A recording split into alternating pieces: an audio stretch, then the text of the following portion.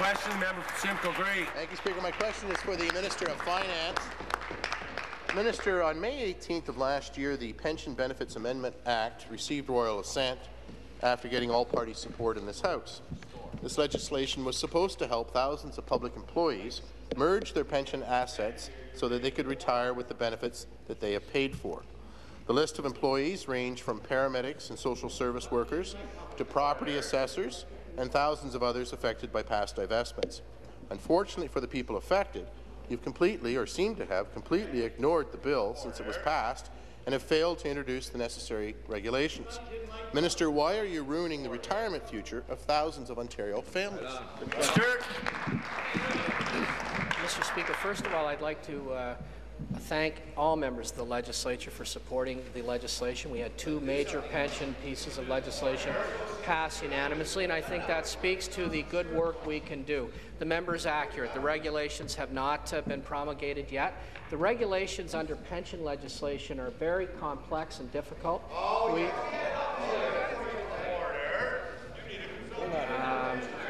We are engaged in a range of consultations with management, with Labour, Mr. Speaker, and I'm confident that once we get a consensus there that we'll be able to bring forward the regulations. In the interim, Mr. Speaker, I'm pleased to report that the situation of pensions both in the public and private sector in Ontario has improved dramatically in the last year, Mr. Speaker. Parliamentary.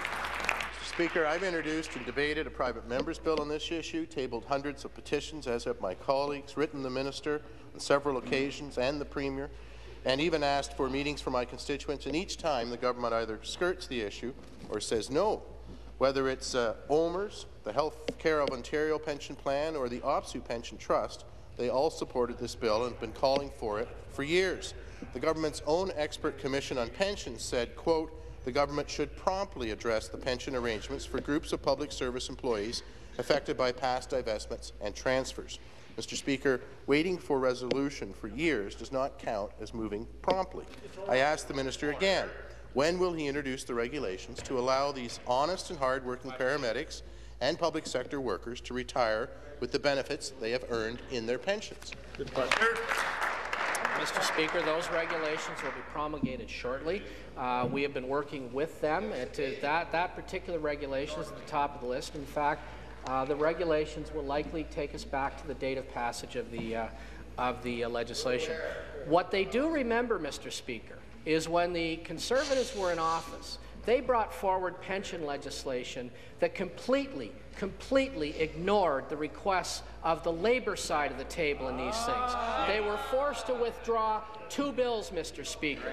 Two bills. Bill 198 I remember well in this House, Mr. Speaker, because it was all about undermining working people's pensions, Mr. Speaker, and pensions in the broader public sector. This party's record is strong. This party's record's about a better future for all Ontarians, Mr. Speaker.